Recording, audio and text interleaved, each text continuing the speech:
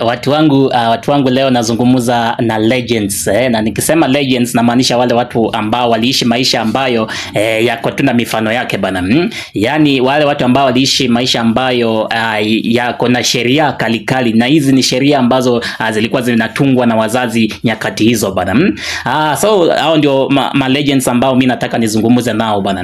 Na hao ma legends watakubaliana nao nikisema hivi watakubaliana nami wakati nitasema kwamba kuna wakati fulani tulikuwa tunabembelezwa kukula. Kuna wakati maalum ambapo hizo siku za kitambo tulikuwa tunabembelezwa kukula, na mtu alikuwa anabembelezwa kukula hizo nyakati wakati ambapo yeye ni mgonjwa. Ukiwa mgonjwa lazima utabembelezwa kukula bana, kwa sababu mgonjwa anafaa meze dawa, na before meze dawa lazima awe amekula kitu ndio kiweze kushikilia tumbo, ndio akimeza dawa hiyo dawa iweze kufanya kazi kwa haraka. Kwa hivyo hapo kwa kuwa mgonjwa lazima ungebembelezwa tu kukula bana. Na pia kuna wakati fulani ambapo mtu alikuwa anabembelezwa kukula. Tuseme umeachiwa kazi fulani nyumbani ufanye, na baadaye inapatikana kwamba umezimaliza hizo kazi. Kama tuseme umeambiwa leo uende maji mtoni, na inapatikana kwamba umeenda maji ya kutosha, na ujifanye ni kama utake kukula, hapo utabembelezwa ukule bana. Kama umeambiwa uende shambani ukalime, na imepatikana kwamba umeenda kulima umemaliza, hapo lazima ukijifanya umeshiba utabembelezwa ukule bana.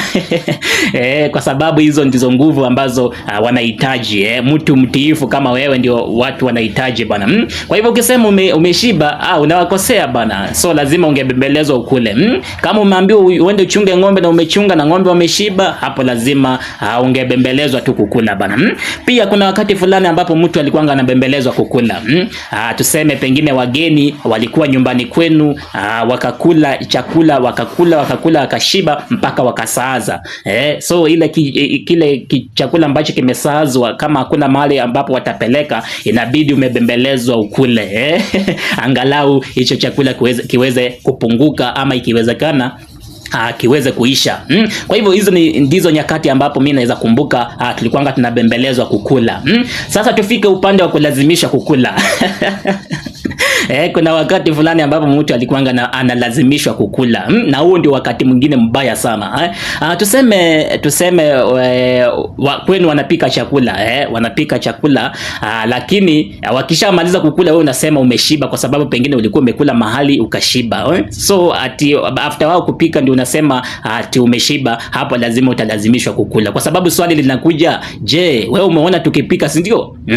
Tukiwa tunaanza kupika, mbona huku tuambia mapema ati umeshiba ndio tusiongeze pengine ile chakula yako bana? Mbona huku tuambia mapema? So hapo lazima mtu wangu utalazimishwa kukula hiyo chakula bana.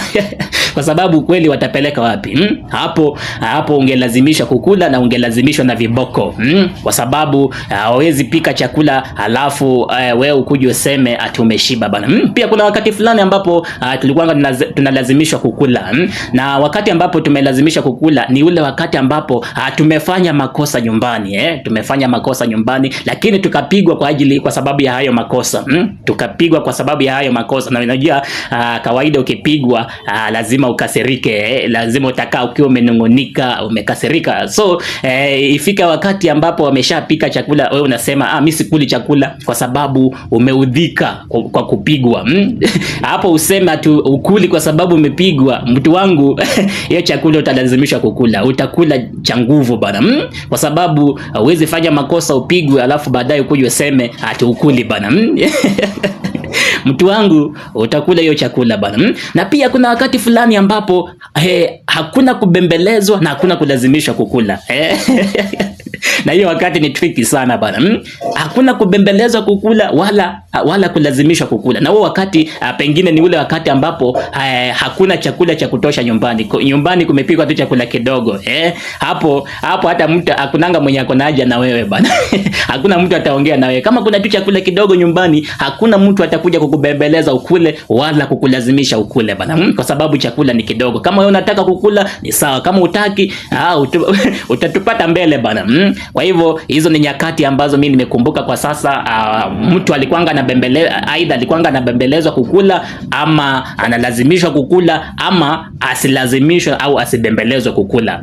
Kwa hivyo pia wewe nakupatia hii nafasi kwa comment section bana, utuambie zile nyakati ambazo kwenu ulikuwa unabembelezwa, mtu alikuwa anabembelezwa au analazimishwa, ama hata akose kulazimishwa kukula ama kubembelezwa kukula. Kwa hivyo unaweza tuambia hizo nyakati hapa kwa comment section. Asanteni sana.